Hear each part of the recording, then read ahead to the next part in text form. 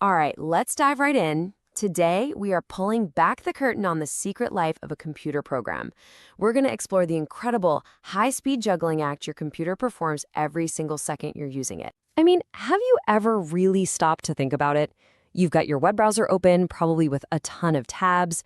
You're streaming music. Maybe you've got a game or a chat app running in the background. How on earth does a single machine with just one brain, the CPU, handle all of that at the same time? Well, it's not magic, but it is an absolutely brilliant system of organization. So the key to this whole thing is understanding the idea of a process.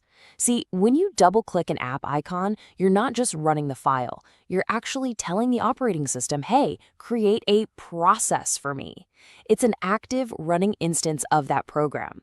Think of it like this. The program file is the recipe in a cookbook, but the process is you, in the kitchen, actually cooking the meal. Okay, so how does the operating system manage all these different meals being cooked at once? Let's start with the simplest model you can imagine. At the most basic level, you could say a process is in one of two states. It's either running, meaning it's got the CPU's full attention and is actively working, or it's not running. That's it. The operating system just has to swap between these two. Seems simple enough, right? Well, hold on a second. This is where it gets a little tricky. That not running state is just way too vague.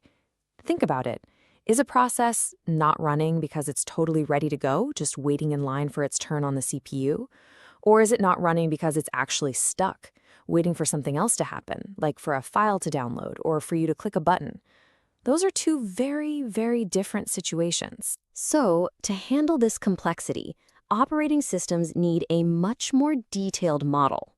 And this brings us to the 5 primary states that really define the secret life cycle of every single process running on your machine. Okay, so this is what we'd call the happy path. This is the ideal life for a process. It starts out as new when you launch it, then it gets loaded into your computer's RAM and enters the ready states. From there, it gets its shot on the CPU and goes into running. And once it's all done, it becomes terminated. A perfect, clean journey. But life on a computer is rarely that neat and tidy. Yeah, in the real world, that smooth, perfect path from ready to running to terminated gets interrupted constantly. And this is where the real juggling act begins. So picture this. A process is happily running, doing its thing on the CPU, and then bam, it suddenly realizes it needs something it doesn't have. Maybe it needs to read data from your hard drive, or maybe it's a game and it's waiting for you to make your move. Your CPU is unbelievably fast. It can't just sit around twiddling its thumbs. The solution here is just so elegant. The process gets moved into a 5th state, the waiting state. The CPU, just like a smart cashier at the supermarket, doesn't just wait around. It immediately starts serving the next process in line. Now here's the really important part. Once that file is done loading or you finally click the mouse, the process doesn't jump right back to running. No, it goes back into the ready queue to wait for its turn all over again. But waiting for your input isn't the only reason a process might get kicked off the CPU. This brings us to a super important concept called preemption. It's really the engine that drives modern multitasking. See, in an old non-preemptive system, a process would just run and run until it was completely finished or decided to give up the CPU on its own. But in today's preemptive systems, the operating system can be the boss. It can forcefully interrupt a running process and say, nope, time's up, back to the ready line you go. So why would the operating system be so rude? Well, there are 2 main reasons.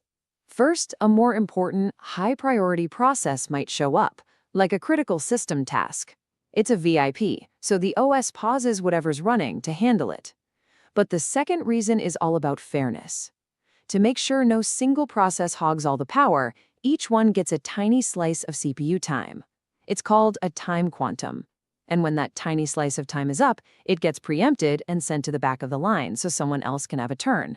This happens so incredibly fast that it creates the illusion that everything is running at the exact same time. Now, all this shuffling between states, running, waiting, ready, it doesn't just happen by magic. It's all managed by a set of incredibly important components in the operating system called schedulers. Let's meet the managers. We've got 2 main managers to talk about here. First is the long-term scheduler. Think of this one as the bouncer at an exclusive club. It decides which brand new processes get to leave the hard disk and get into the club. That is, the ready queue in your RAM. It controls how many processes are in the club at once, but it doesn't make decisions very often. Then you have the short-term scheduler. This one is like the hyperactive floor manager, running around constantly, picking the very next process from the ready line and sending it to the CPU. It's making decisions many, many times every single second. Okay, we've built a pretty solid system now, right? But there's one last major problem we need to deal with. What happens when that exclusive club just gets too crowded? So remember, all those processes in the ready state and the waiting state, they're all hanging out in your computer's RAM. But RAM isn't infinite. It's a very limited, very precious resource. So what happens if you have so many processes ready and waiting that your RAM completely fills up? The whole system can't just crash. It needs a plan B. And this is where the system has a brilliant, if kind of desperate move. It introduces two more states, suspend ready and suspend wait. If RAM gets full, the OS can grab a lower priority process that's either ready or waiting and swap it out, literally moving it from the super fast RAM back to the much slower hard disk. This frees up that precious RAM for more important jobs. The swapped out process is basically put into a deep freeze, waiting until there's enough space for it to come back. And the manager in charge of this whole swapping operation, that would be our third and final scheduler, the medium-term scheduler.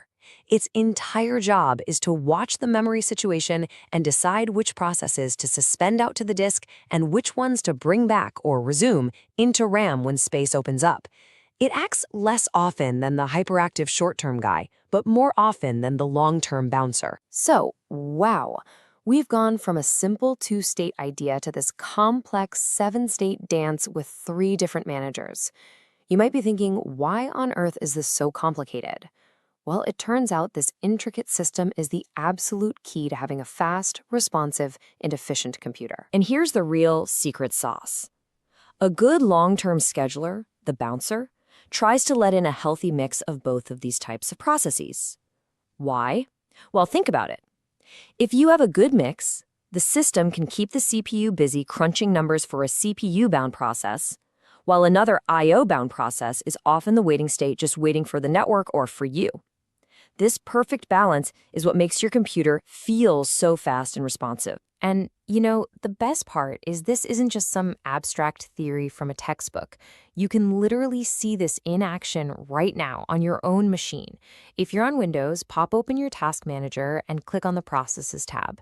If you're on a Linux or a Mac, you can use the PS command in the terminal. You'll see a whole list of all the processes that your operating system is juggling at this very moment. It's the real-world result of this beautiful, complex dance. This entire system, this invisible, high-speed ballet of states and schedulers, is what allows modern computing to even exist. And it really makes you wonder, right? As we demand more and more from our devices, with AI, with instant communication, with everything, how will this fundamental dance have to change and evolve to keep up?